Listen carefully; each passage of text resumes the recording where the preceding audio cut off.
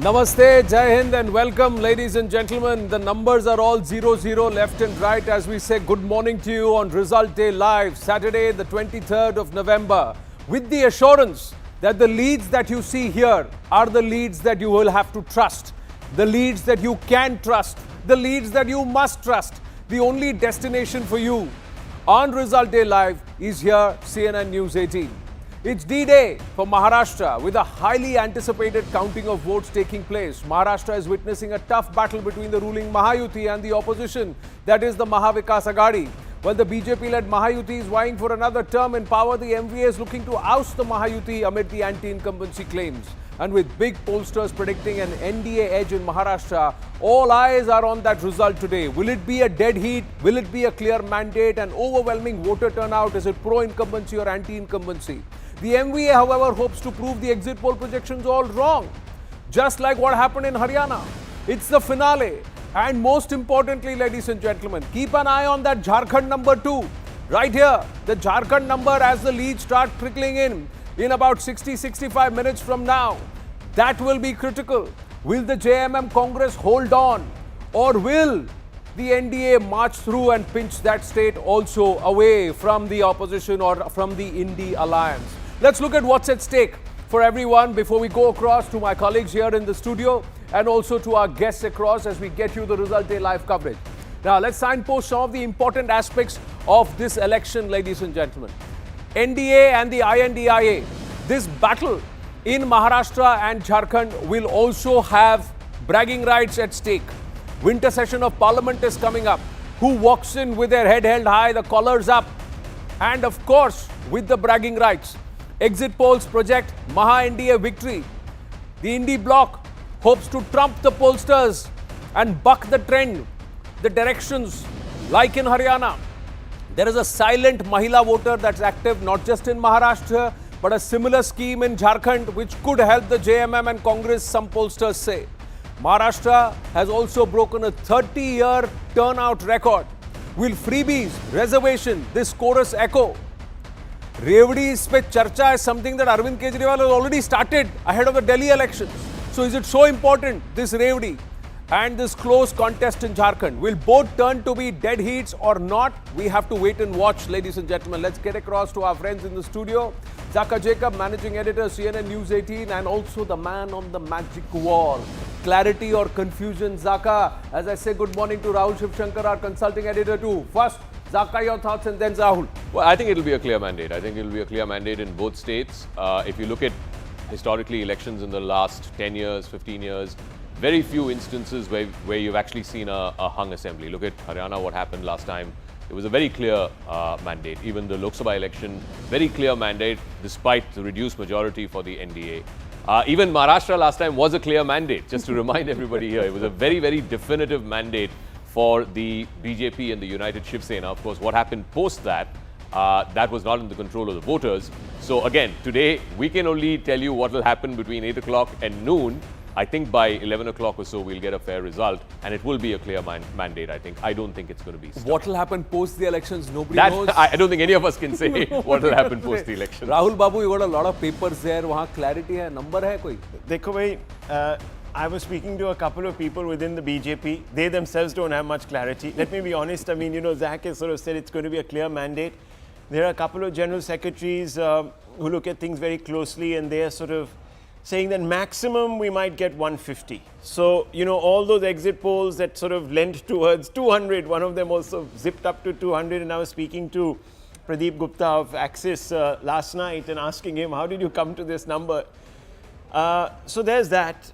In Maharashtra, it's looking like a tough, tight contest. 6 regions, 6 very different characteristics. And I think today, Zach will be focusing completely on 2 areas, Marathwada and Vidarbha. If there you see a little bit of sprinkling of saffron coming through and the BJP sort of clicks ahead with 54-55% conversion rate, they're in the game.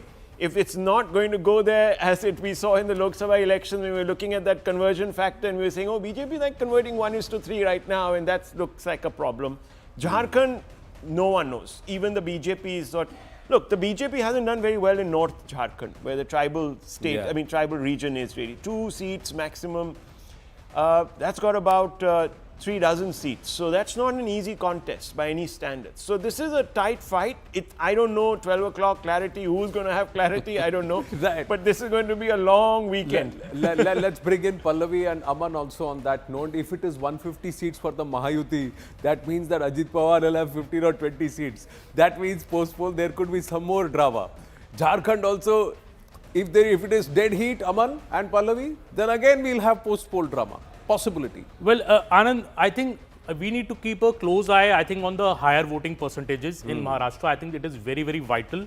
5% higher voting in Maharashtra, 6% higher voting for women voters. For the first time, we have such a close gap between the male and the female voters. BJP is very enthused by the fact, because BJP feels in the Lok Sabha, maybe its voters did not come out in such large numbers due to complacency, due to various issues. But this time the RSS, the BJP cadre has really worked on the ground to get out the voter to the polling booth, and especially if there's 6% higher women voting, BJP feels it is in its favor because of its very popular Ladki Behan Yojana, under which, money has been given and more money has been promised at a higher rate if the BJP comes back to power.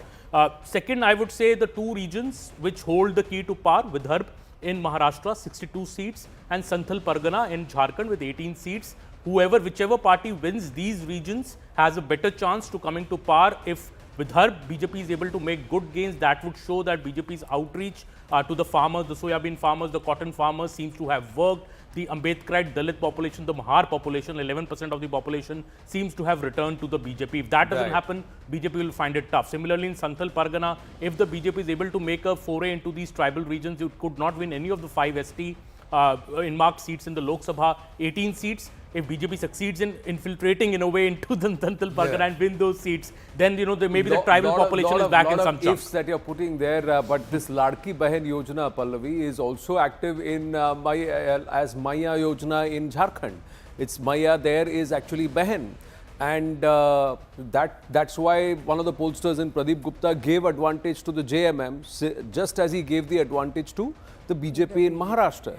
So is it a close fight? Is it clarity, as Zaka says? So women, I would go with Zaka, because I think every time we talk about counting day, we talk about a hung assembly. I mean, I may be wrong, but I get the sense is that people are pretty much clear on what they have. I haven't gone to Jharkhand, so my rider is there.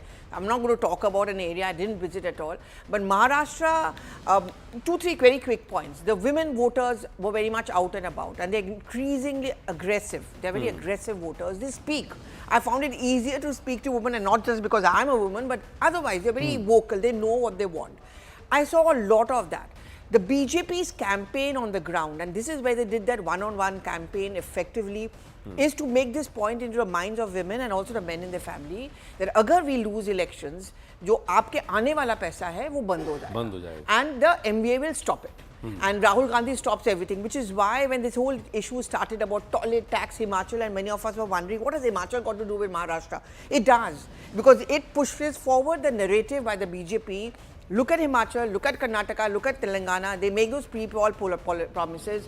Rahul Gandhi nahi pura karwa sakta, Kharge ji pura nahi karwa sakta. That narrative really clicked on the ground. So I think these are the very two important factors. And lastly, I went to Jalna area. I'm going to watch the Manoj Jarange Patil factor. I think he's not going to be that lucky this time round as he was in Lok Sabha, and I don't think we should give all the credit to him.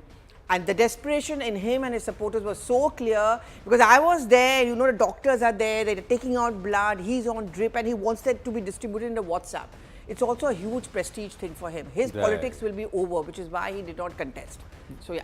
Yeah, but also in Maharashtra, they've given a 10% reservation already to the Marathas out of the 16%. So there is some assuaging of that entire sentiment. Jharkhand, very interestingly, ladies and gentlemen, we had somebody from the News18 Bihar Jharkhand team, a lot of the youngsters who've been watching these polls very closely, and one or two of the ladies came across. I was having a chat with them, and they said, sir, this Maya Yojana, not everybody has received it.